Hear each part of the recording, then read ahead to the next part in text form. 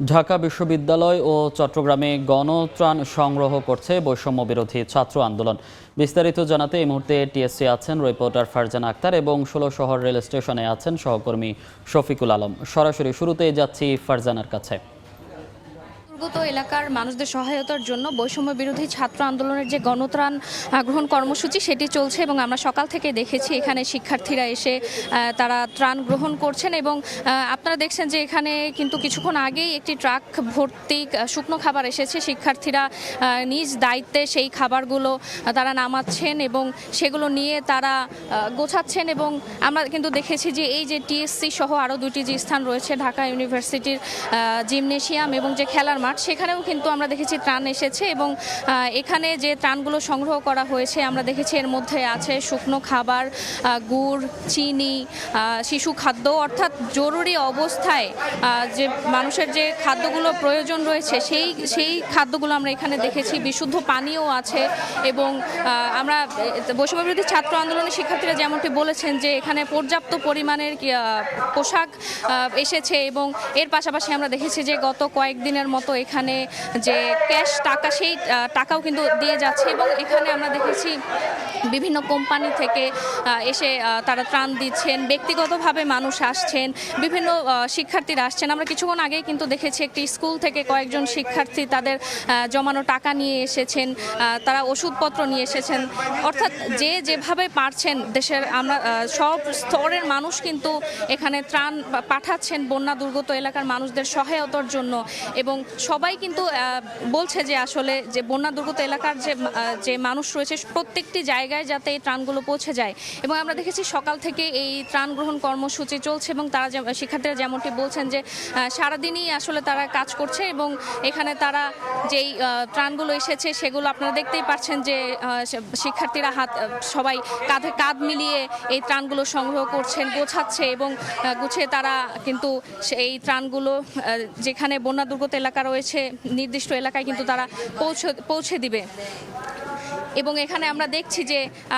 টিএসসির যে বিভিন্ন জায়গা রয়েছে, টিএসসির বিভিন্ন হলরুমগুলো রয়েছে, হলরুমগুলো কিন্তু আসলে ত্রাণের ভর্তি, কিন্তু আরও ত্রাণ গ্রহণ করা হচ্ছে এবং সকাল থেকেই কিন্তু বিভিন্ন পর্যায়ের মানুষ, বিভিন্ন শ্রেণী পেশার মানুষ এসে তারা ত্রাণ দিচ্ছেন এবং অনেকে শিক্ষার্থীদের সহায়তাও করছেন এবং এই যেমনটি দেখতে পাচ্ছেন যে এখানে যে পোশাক রয়েছে, খাবার রয়েছে, বিশুদ্ধ খাবার পানি সেগুলো তারা আলাদা করছেন, আলাদা আলাদা করে গুছিয়ে তারা আসলে সেগুলো বন্যা দুর্গত এলাকার মানুষের কাছে পৌঁছে দেবেন এবং তারা যেমনটি দাবি করছেন যে সবার গণমাধ্যমের মাধ্যমে সবাইকে বলতে চাচ্ছেন যে এই ত্রাণগুলো যাতে আসলে যারা বিভিন্ন জায়গায় পৌঁছে দিচ্ছেন তারা যাতে প্রতিটি জায়গায় পৌঁছে দেয় যাদের দরকার। তো এই ছিল টিএসসি থেকে আমার কাছে সব শেষ।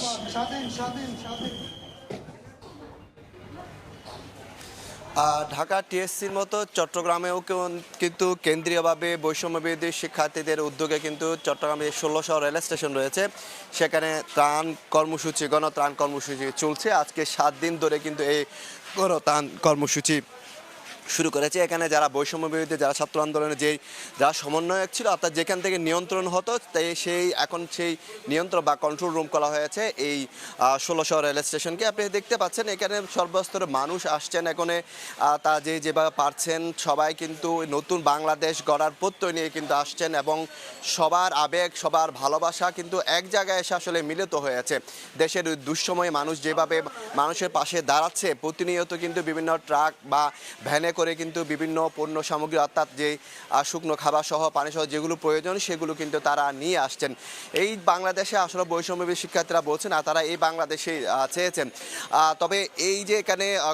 যে কি হচ্ছে সেটি তারা বলছেন যে আসলে বিভিন্নভাবে বিভক্ত না করে খণ্ড খণ্ড গ্রুপে না করে সবাই যদি একসাথে এখানে চট্টগ্রামে ১৬ শহর এসে যদি সবাই একসাথে যদি ত্রাণ সামগ্রীকে পাঠানো যায় তাহলে তাদের জন্য খুবই ভালো হয়, সেই বিষয়টি কিন্তু সমন্বয়করা বলছেন। তো এখানে তারা পালা করে বিভিন্ন সময়ে কিন্তু এখানে নারী পুরুষের একসাথে কিন্তু আমরা দেখতে পাচ্ছি। বিএনসিসির একটি দলও কিন্তু সার্বক্ষণিক এখানে কাজ করে থাকেন বিভিন্ন পালা করে। তারা কিন্তু সবারই একটি উদ্দেশ্য, সেটি হচ্ছে নতুন বাংলাদেশ করা, নতুন বাংলাদেশের যে আবেগ সব জায়গায় সবার আবেগ সবাই ভালোবাসা যে এক জায়গায় মিলিত হয়েছে তারই